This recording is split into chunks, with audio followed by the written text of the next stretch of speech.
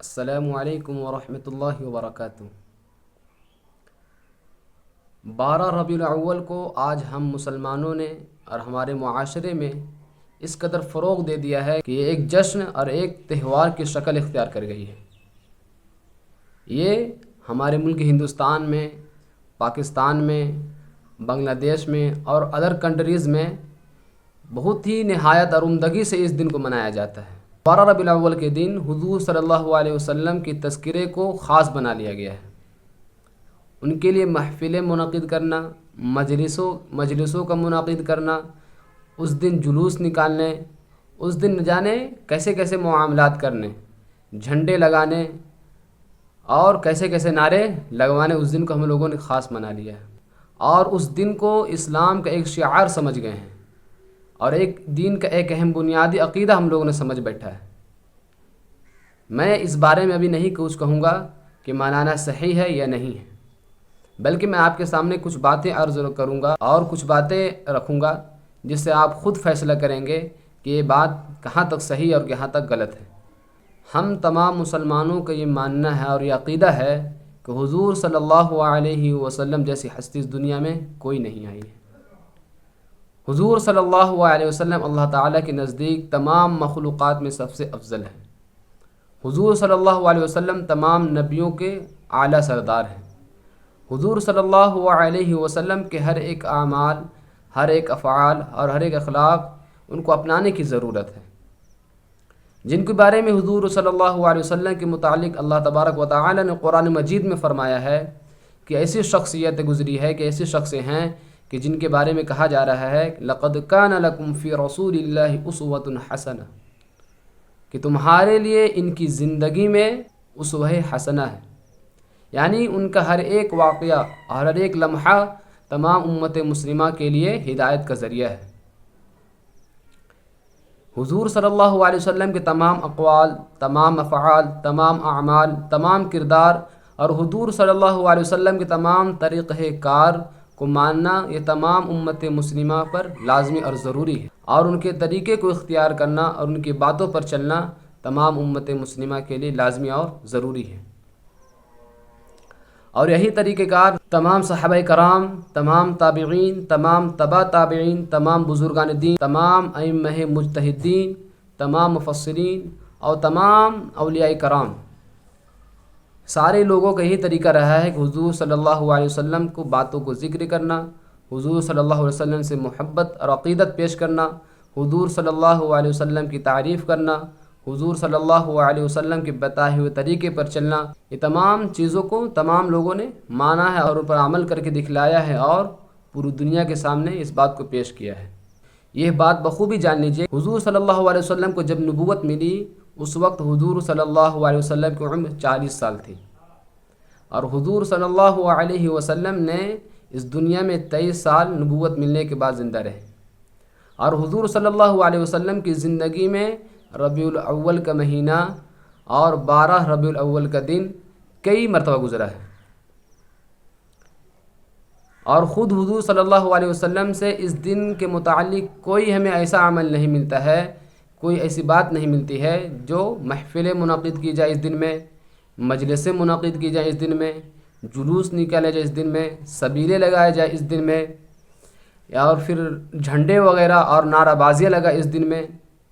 اس طرح کا کوئی معمولات حضور صلی اللہ علیہ وسلم نے اپنی 23 سالہ زندگی میں کسی بھی ربیع الاول کو فروغ نہیں دیا ہے، کسی بھی 12 ربیع الاول کے دن کو ایسا کرنے کے لیے نہیں کہا ہے۔ پھر ان کے بعد دیکھیے حضور صلی اللہ علیہ وسلم کے بعد جو ہستی ہے صحابہ کرام کی زندگی ہے، جن کے بارے میں آتا ہے کہ یہ ایسی جماعت اور ایسی گروہ گزری ہے کہ اس جیسی جماعت اور اس جیسی ہستی نہ تو دنیا میں پہلے کبھی گزری ہے اور نہ ان کے بعد کبھی ایسے لوگ آئیں گے۔ یہ لوگ حضور صلی اللہ علیہ وسلم سے اتنی محبت کرتے تھے کہ حضور صلی اللہ علیہ وسلم کے جو وضو کا پانی گرتا تھا وہ لوگ ان کو جمع کرتے تھے، ان کے چہرے سے، ان کے بدن سے جو پسینہ گرتا تھا ان کو جمع کرتے تھے۔ صحابہ کرام کہتے ہیں کہ اگر آپ ہمیں گھوڑے کو دریا میں ڈالنے کے لیے کہہ دیں تو ہم اپنے گھوڑے سمیت دریا میں کود پڑیں گے۔ صحابہ کرام کی 1.25 لاکھ کی ایک جماعت گزری ہے جو اپنے جان، مال، ہر ایک چیز کو قربان کرنے کے لیے تیار تھے۔ وہ حضور صلی اللہ علیہ وسلم سے نہایت ہی محبت کرتے تھے۔ حضور صلی اللہ علیہ وسلم کے ساتھ رہنا، ان کے ساتھ بیٹھنا، ان سے باتیں کرنا، ان کو دیکھنا، ان کو حضور صلی اللہ علیہ وسلم کی ہر ایک چیز سے لگاؤ تھا۔ پھر اس کے بعد دیکھیے تابعین کی جماعت آئی ہے، پھر اس کے بعد تبع تابعین، پھر ائمہ مجتہدین، پھر مفسرین، پھر محدثین، بڑے بڑے لوگ گزرے ہیں، بڑے بڑے اولیاء کرام گزرے ہیں، بڑے بڑے لوگ دین کے پیروکار گزرے ہیں۔ لیکن ان لوگوں کی زندگی میں، نہ تو صحابہ کی زندگی میں، نہ تو تابعین کی زندگی میں، نہ تبع تابعین کی زندگی میں، نہ مفسرین کی زندگی میں، نہ محدثین کی زندگی میں، کسی بھی ایسے حضرات کی زندگی میں حضور صلی اللہ علیہ وسلم کے متعلق کہ 12 ربیع الاول کو حضور صلی اللہ علیہ وسلم کی یوم ولادت منائی جائے، ایسا کبھی نہیں دیکھا گیا۔ حضور صلی اللہ علیہ وسلم کو نبوت ملنے کے بعد 600 سال تک کوئی ایسا کام نہیں کیا گیا تھا۔ اس کے بارے میں جانیے،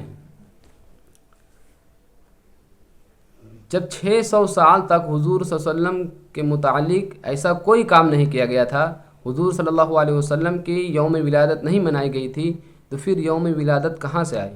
اور اس بات کو دیکھیے کہ اس دن کو ہم لوگوں نے کیا کہا ہے، اس دن ہم لوگ کیا نعرہ لگاتے ہیں اور کیا کہتے ہیں کہ جو لوگ 12 ربیع الاول کو دن خوشی مناتے ہیں، اس دن محفلیں منعقد کرتے ہیں اور عید میلاد النبی کا نعرہ لگاتے ہیں، حضور صلی اللہ علیہ وسلم کے آمد کی خوشیاں تمام لوگوں میں بانٹتے ہیں، اس دن کو منانے والے کو عاشقان رسول کہتے ہیں، اور اس دن کو نہ منانے والے کو دشمنان رسول کہتے ہیں۔ ذرا سوچئے، ہم لوگ صرف اس امت کو نہیں کہہ رہے ہیں، صرف آج کے مسلمانوں کو نہیں یہ جملہ لگ رہا ہے، کیونکہ اسلام جو ہے، یہ دین جو ہے، کسی جماعت کے لیے، کسی زمانے تک محدود ہونے کے لیے نہیں ہے، کیونکہ یہ دین اسلام نہ تو کسی مدت تک محدود ہے، نہ پھر یہ کسی ایک جماعت کے ساتھ خاص ہے، نہ کسی ایک فرقے کے ساتھ خاص ہے، بلکہ یہ دین اسلام جو حضور صلی اللہ علیہ وسلم کو لا کر دیا گیا، وہی بعین ہی یہ دین اسلام ہم تک بھی ہے۔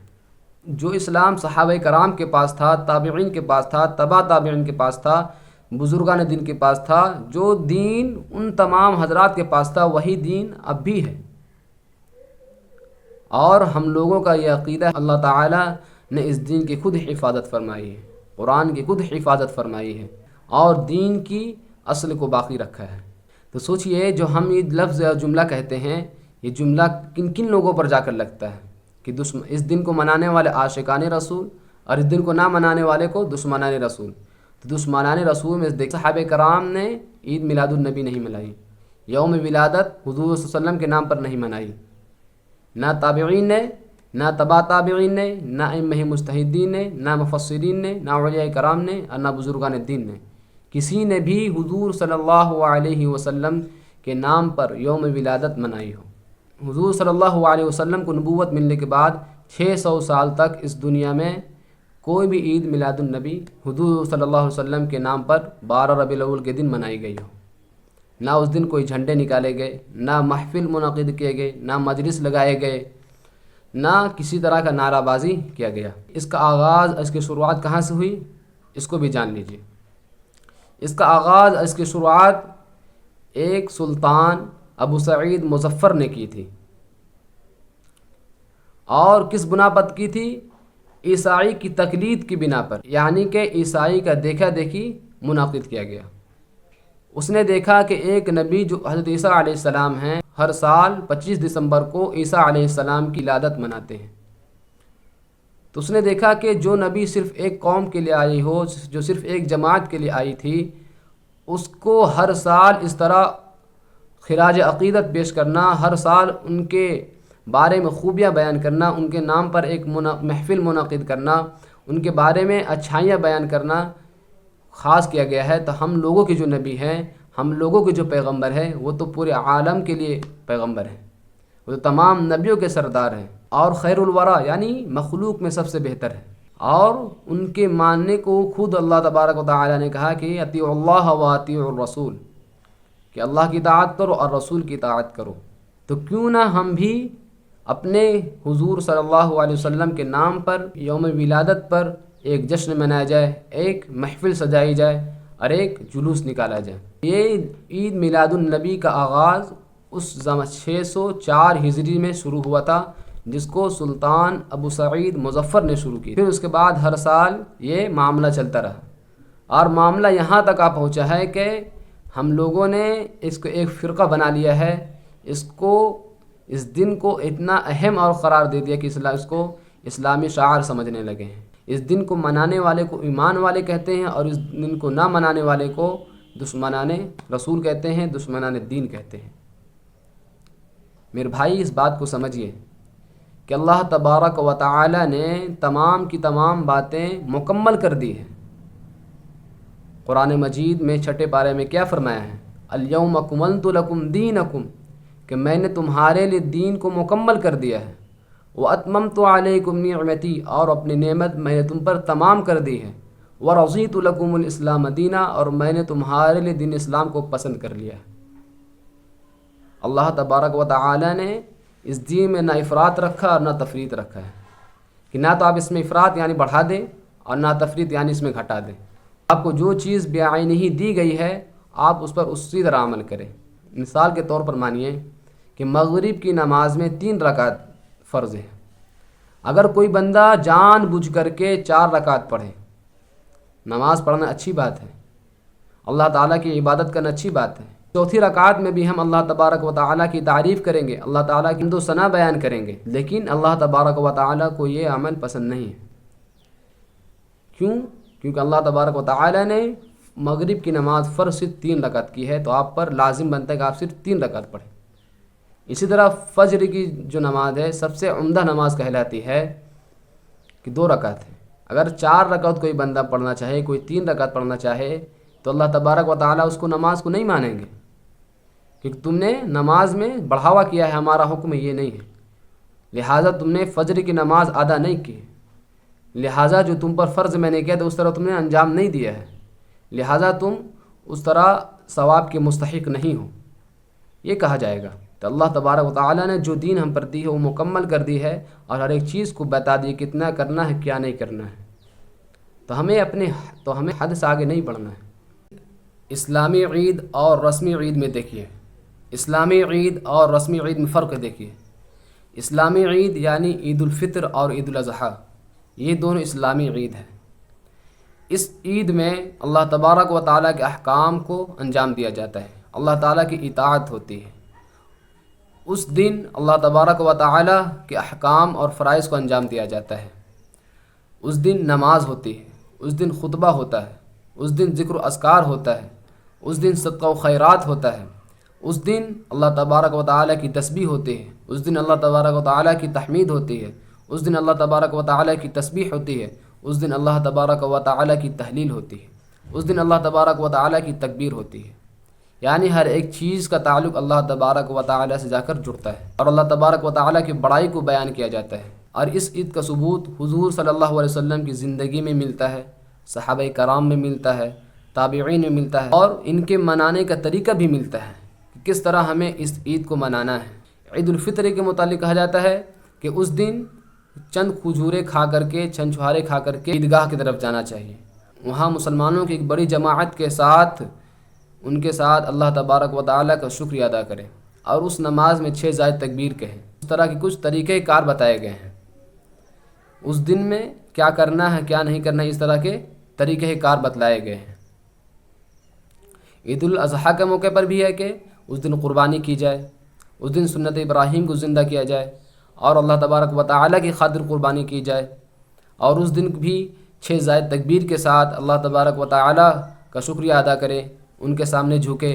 ان کی تکبیر کو بلند کریں، ان کی اطاعت کرے، ان کی فرمانبرداری کرے۔ ان دونوں عیدوں کا تعلق حضور صلی اللہ علیہ وسلم کی زندگی سے، صحابہ کرام کی زندگی سے،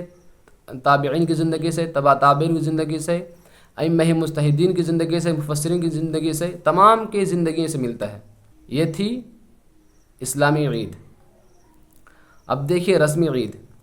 رسمی عید میں کیا ہوتا ہے؟ شور و شغف ہوتا ہے، ہنگامہ آرائی ہوتا ہے، نعرہ بازی ہوتی ہے، لاؤڈ اسپیکر کے ذریعے مریضوں، ضعیفوں اور کمزوروں کو تکلیف اور ایذا پہنچائی جاتی ہے، فضول خرچی کی جاتی ہے، راستے میں آنے جانے والوں کو تکلیف دی جاتی ہے، راستوں چوراہوں اور سڑکوں کو جام کر دیا جاتا ہے۔ اس عید کے متعلق نہ تو قرآن پاک میں، نہ تو حدیث مبارکہ میں، اور نہ ہی فقہ وغیرہ کی کتابوں میں موجود ہے۔ یہ عید صرف آپ کو بزرگان دین کے نام پر منایا جاتا ہے، ان کا نام لے کر کے یہ دین منایا جاتا ہے کہ ہمارے بزرگان دین نے منایا ہے، لیکن ان کے منانے کا طریقہ بھی کہیں نہیں ملتا ہے۔ ان کو منایا بھی صرف اپنے طریقے سے منایا جاتا ہے، اپنے اختیار سے منایا جاتا ہے۔ کیا کرنا ہے کیا نہیں کرنا خود ڈیسائیڈ کیا جاتا ہے۔ اور سب سے بڑی بات دیکھیے کہ اس عید کو ایسے چوراہے پہ، ایسے سڑکوں پہ اور ایسے بری جگہ پر، جس کو حدیث میں آیا ہے کہ اس دنیا میں سب سے بری جگہ جو ہے بازار ہے، اور اس عید کو ایسی بری جگہ میں منائی جاتی ہے۔ اور یہ بھی دیکھیے کہ یہ عید کہاں منائی جاتی ہے، سڑکوں پہ، چوراہوں پہ، اور ایسی بری جگہ جس کے بارے میں حضور صلی اللہ علیہ وسلم نے فرمایا ہے کہ اس دنیا میں سب سے بدترین اور بری جگہ جو ہے وہ بازار ہے، تو یہ عید اس بازار میں منائی جاتی ہے۔ تو دیکھیے عید اسلامی عید میں کیا ہے اور رسمی عید میں کیا ہے۔ اسلامی عید جو ہم لوگوں کو دیا گیا ہے وہ کتنا سنجیدہ اور کتنا ہی بہتر اور کتنا عمدہ ہے۔ اس دن نہ تو کسی کو تکلیف دی جاتی ہے، نہ لوگوں کو برا بھلا کہا جاتا ہے، نہ لوگوں میں انتشار پھیلایا جاتا ہے، بلکہ اس دن ہر ایک شخص کو، ہر ایک مذہب کے لوگوں کو اور ہر ایک فرقہ واریت کو جوڑا جاتا ہے، ہر ایک کو ایک اچھا پیغام دیا جاتا ہے۔ لیکن رسمی عید کو دیکھیں کہ اس دن لوگ ایک گروہ، ایک جماعت جو ہے، جو مناتی ہے ان کو اپنے آپ کو بہتر مانتی ہے، اور جو نہیں مناتی ان کو اپنے سے علیحدہ کرتی ہے، اسلام سے خارج کرتی ہے، دشمنان رسول کہتی ہے، نہ جانے کیسے کیسی باتیں کہتی ہیں، جن کا کوئی ثبوت دور دور تک نہیں ملتا ہے۔ رسمی عید کا تعلق صرف بزرگان دین سے جوڑا جاتا ہے۔